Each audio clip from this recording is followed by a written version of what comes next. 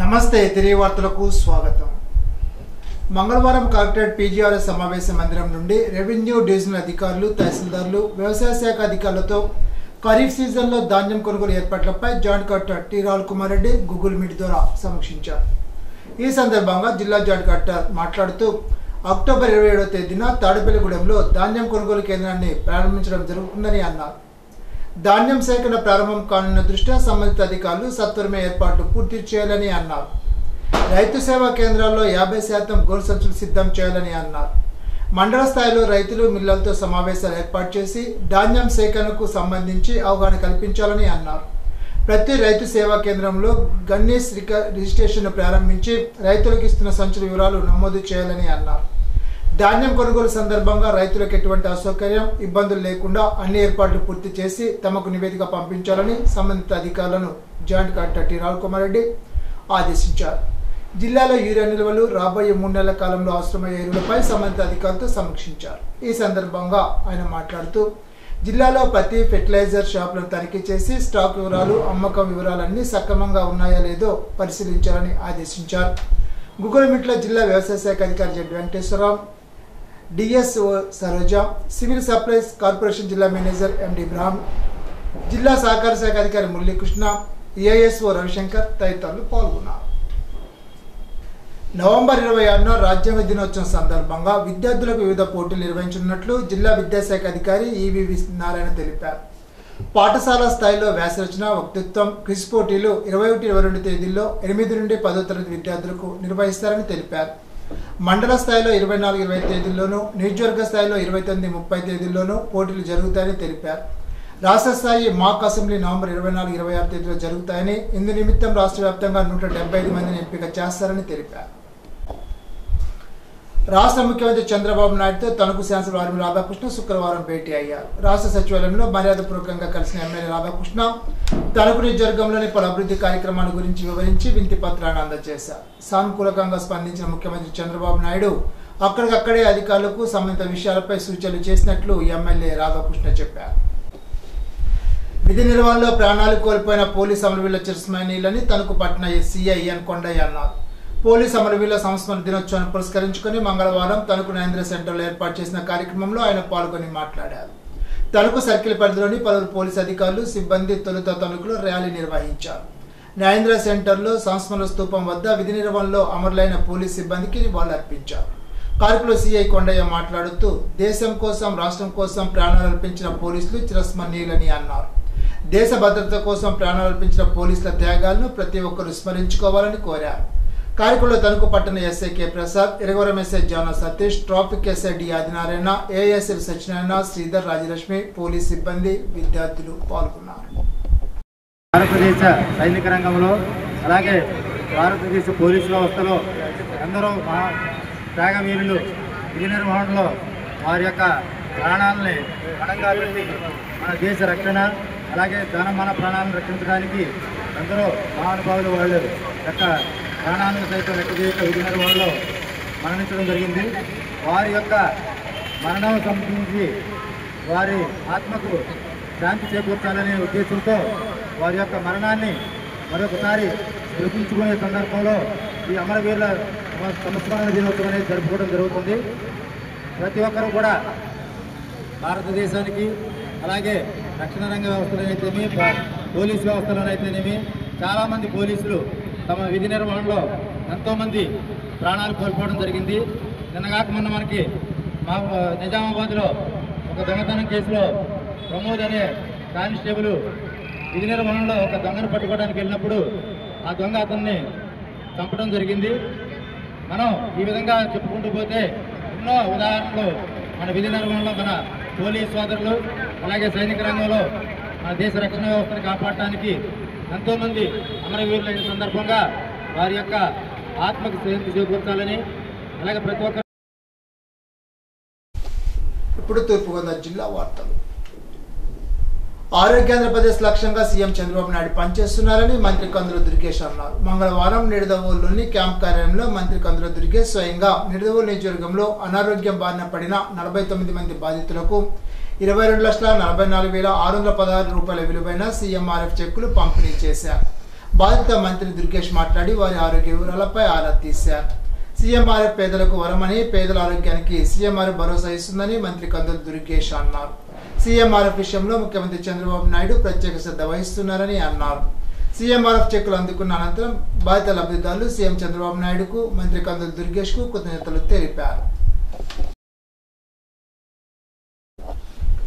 ఏపీకి ఐటీ దిగ్గజ సంస్థ గూగుల్ రాకతో విశాఖపట్నం గ్లోబల్ కనెక్టివిటీ కేంద్రంగా మారనుందని మంత్రి కందుల దుర్గేష్ అన్నారు. CM Chandrababu Naidu, deputy CM Pawan Kalyan, మంత్రి లోకేష్లు ప్రత్యేక దృష్టి సారించి ఐటీ దిగ్గజ సంస్థ గూగుల్ను ఏపీకి తీసుకొచ్చారని, అది వైజాగ్లో ఏర్పాటు కాబోతోందని మంత్రి దుర్గేష్ వెల్లడించారు. AI hub, data centre IT రంగంలో ఏపీని శరవేగంగా దూసుకెళ్లేందుకు దోహదపడతాయని అన్నారు.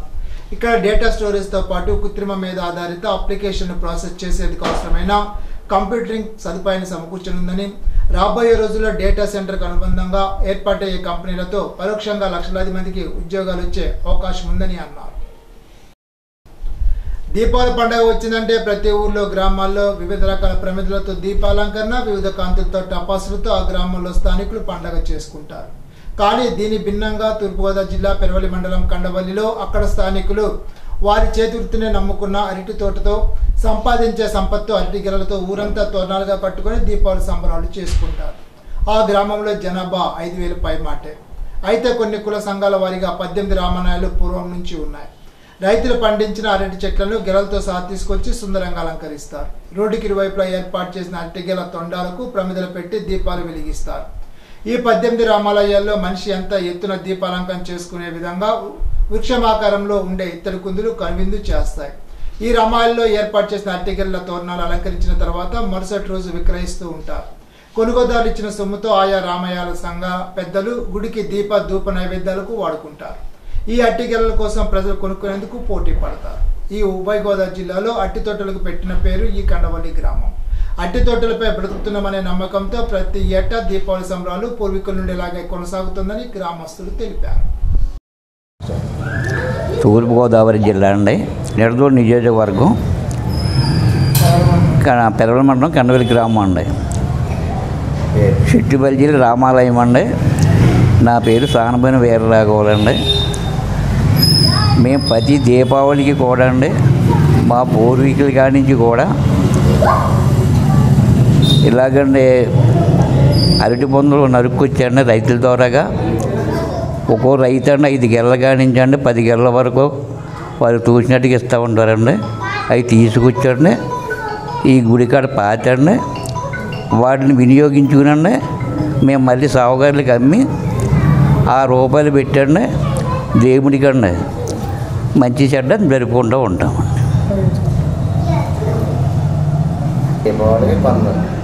పూర్వం నుంచి కూడా మా పూర్వీకుల కాడి నుంచి కూడా ఇదే పరిస్థితిలో ఇదే పద్ధతిలో చేస్తున్నామండి. ఈ గెలలు నరుక్కొస్తామండి, పాతడం అండి, అవి సావకారులకు అమ్మటం అండి. ఆ వచ్చిన రూపాయలు పెట్టి మా దేవుడికండి మేము మంచి చెడ్డ మేము వినియోగించుకుంటున్నామండి. రహదారి మౌలిక సదుపాయాల అభివృద్ధి దేశ ఆర్థిక ప్రగతికి ప్రతిబింబమని, జాతీయ రహదారుల విస్తరణ ద్వారా ప్రజల జీవన ప్రమాణాలు మెరుగుపడతాయని రాజమండ్రి పార్లమెంట్ సభ్యురాలు దగ్గుపాటి పురంధేశ్వరి అన్నారు. 2027 గోదావరి పుష్కరాలు దృష్టిలో ఉంచుకొని ప్రతిపాదిత పనులను ప్రజాప్రతినిధులు వెల్లడించిన అంశాలను దృష్టిలో ఉంచుకొని చర్యలు తీసుకోవాలని స్పష్టం చేశారు. మంగళవారం రాజమహేంద్రవరం కలెక్టరేట్ సమావేశ మందిరంలో అనకాపల్లి అన్నవరం దీవాన్ చెరువు సెక్షన్లో NH-16 రహదారిని 6 లేన్ల పాక్షిక యాక్సెస్ నియంత్రిత హైవేగా విస్తరించే పనుల పురోగతిపై ఆమె సమీక్షించారు. ఈ సమావేశంలో ప్రజాప్రతినిధులు, national highway authority of India, consultancy సంస్థలు, జిల్లా అధికారులు, సంబంధిత విభాగాధిపతులు పాల్గొన్నారు. ఈ సందర్భంగా ఎంపీ పురంధేశ్వరి మాట్లాడుతూ ప్రధానమంత్రి నరేంద్ర మోడీ నేతృత్వంలో కేంద్ర ప్రభుత్వం దేశవ్యాప్తంగా రహదారి సామర్థ్యాన్ని పెంచే దిశగా పలు కీలక నిర్ణయాలు తీసుకుంటుందని అన్నారు. పుష్కరాల సమయంలో భక్తుల రాకపోకలు పెరుగుతున్న నేపథ్యంలో ట్రాఫిక్ రద్దీ నివారించడానికి ప్రాజెక్టు పనులను సమయానికి పూర్తి చేయడం అత్యవసరమని, జాప్యం లేకుండా భూసేకరణ, అనుమతుల మంజూరు, శాఖల సమన్వయాన్ని వేగవంతం చేయాలని పేర్కొన్నారు. స్థానిక ప్రజల అభిప్రాయాలు, ప్రజాప్రతినిధుల సూచనలు పరిగణలోకి తీసుకుని సమతుల్యమైన అనైన్మెంట్ తుది రూపు ఇవ్వాలని ఎంపీ దగ్గుపాటి పురంధేశ్వరి అధికారులకు సూచించారు. గ్రామాల్లో పారిశుధ్య పనులను అధికారులు విధిగా తనిఖీ చేయాలని, ప్రజలకు ఇబ్బందులు కలగకుండా పారిశుధ్యంపై ప్రత్యేక శ్రద్ధ వహించాలని రూరల్ శాసనసభ్యులు గోరంట్ల బుచ్చయ్య చౌదరి పేర్కొన్నారు. మంగళవారం హుక్కుంపేట పంచాయతీ డి బ్లాక్ లో నిర్మాణంలో ఉన్న డ్రైనేజీ పనులను పారిశుధ్య పనులను స్వయంగా పరిశీలించి స్థానికులు ఎదుర్కొంటున్న సమస్యలు అడిగి తెలుసుకున్నారు.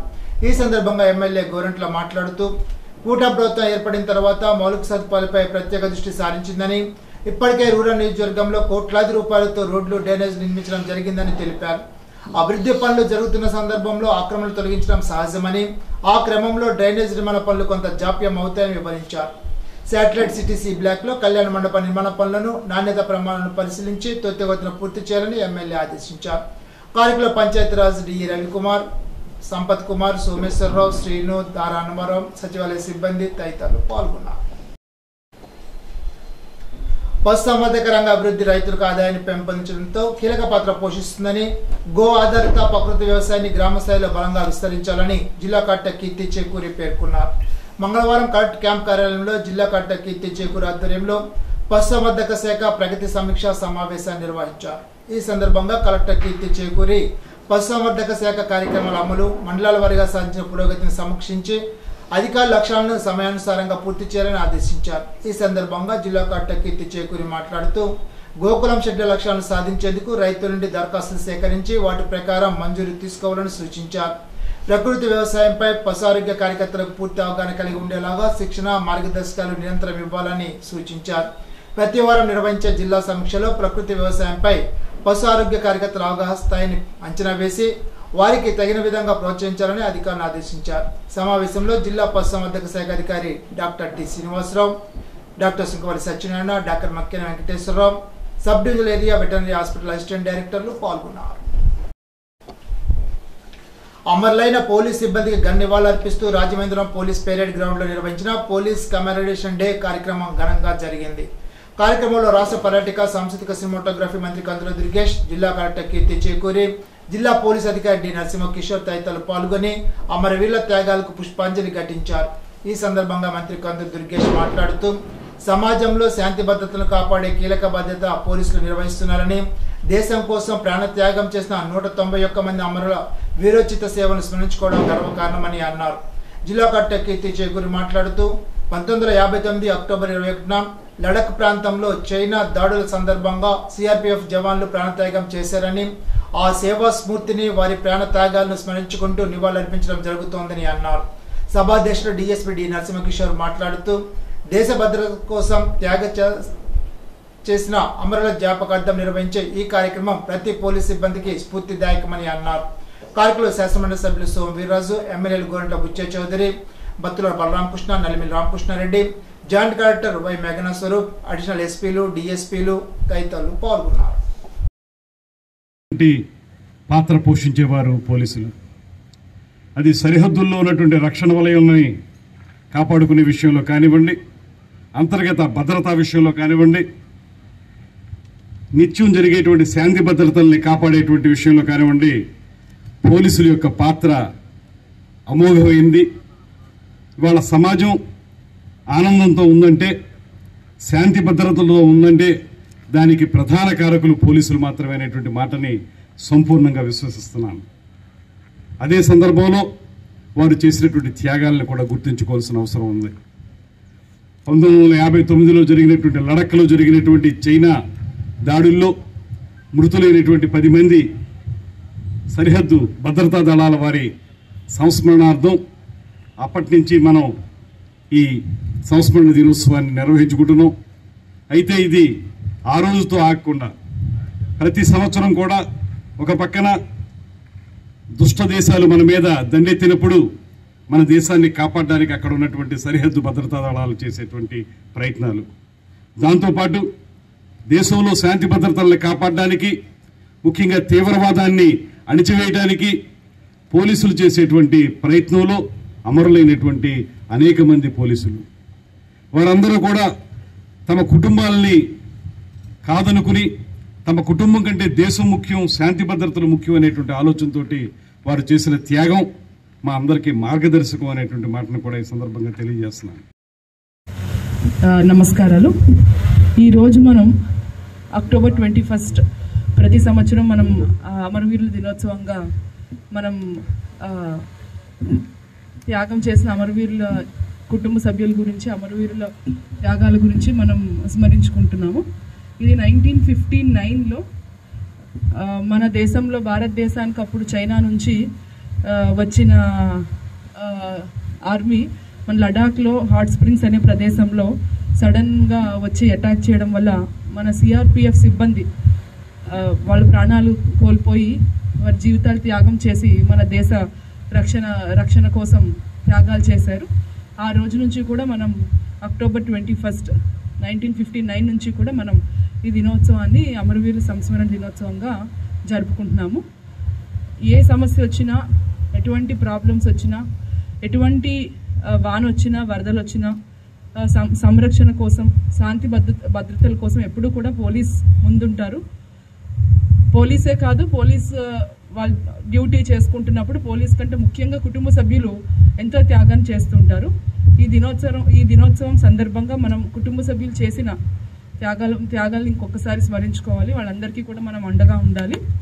ఇదే కాకుండా అమరవీరులు సంస్మరించుకుంటున్నప్పుడు మనందరిలోని కూడా సేవా స్ఫూర్తి మరియు నిబద్ధత, ఇవి రెండు కూడా ఇంకొకసారి మనం గుర్తు చేసుకుని కేదాపోతం అందించే అత్యున్నత క్రీడా పురస్కారాలు మేజర్ ధ్యాన్ చంద్ ఖేల్ రత్న, అర్జున, ద్రోణాచార్య అవార్డులతో పాటు రాష్ట్రీయ ఖేల్ ప్రోత్సాహర్ పురస్కారాలు 2026కు సంబంధించి అర్హులైన క్రీడాకారులు, కోచ్లు, సంస్థలు తమ దరఖాస్తును సమర్పించవలసిందిగా జిల్లా క్రీడాభివృద్ధి అధికారి డిఎంఎం శేషగిరి మంగళవారం ఒక ప్రకటనలో తెలిపారు. ఆంధ్రప్రదేశ్ రాష్ట్ర క్రీడా ప్రాధికారిక సంస్థ ఆదేశాల మేరకు ఆసక్తి గల అభ్యర్థులు 2025 అక్టోబర్ 28 రాత్రి 11:59 లోపు కేంద్ర ప్రభుత్వ క్రీడా శాఖ అధికారిక వెబ్సైట్లో ఆన్లైన్ ద్వారా దరఖాస్తు చేసుకోవాలని తెలిపారు. కార్మిక వర్గంతో పాటు అన్ని వర్గాల ప్రజల సమస్యలపై నిరంతరం పోరాడుతున్న భారత కార్మిక సంఘాల సమైక్యకి అండదండలు అందించాలని ఇఫ్టూ జిల్లా అధ్యక్షులు కేవీ రామన్ పిలుపునిచ్చారు. నవంబర్ 1 నుండి 4 వరకు ఏలూరులో జరిగే ఇఫ్టూ రాజకీయ తరగతులు రాష్ట్ర జనరల్ కౌన్సిల్ నిమిత్తం అంబికా సెంటర్లో ప్రచారాన్ని ఆయన ప్రారంభించారు. ఈ సందర్భంగా వారు మాట్లాడుతూ దేశంలో కార్మికుల పరిస్థితులు ఘోరంగా తయారవుతున్నాయని, ప్రజలు ఎన్నుకున్న పాలకులు ప్రజా వ్యతిరేక నిర్ణయాలు తీసుకుంటున్నారని విమర్శించారు. కార్యక్రమంలో ఇఫ్టూ రాష్ట్ర సహాయ కార్యదర్శి యువి, జిల్లా కోశాధికారి నాగరాజు, నగర ప్రధాన కార్యదర్శి ఎర్ర శ్రీనివాసరావు, కె నాని, ఇఫ్టూ నాయకులు విజయలక్ష్మి, రమణ తదితరులు పాల్గొన్నారు. ఈనాటి బంగారు మాట. వినడానికి కటువుగా ఉన్న మీ గురించి వాస్తవాలు చెప్పేవారి సలహాలు తీసుకోండి. మోక్షగుడ్డ విశ్వేశ్వరయ్య. ఈ వార్తలు ఇంతటితో సమాప్తం. తిరిగి బిజినెస్ లో కలుసుకుందాం. అంతవరకు సెలవు. నమస్కారం.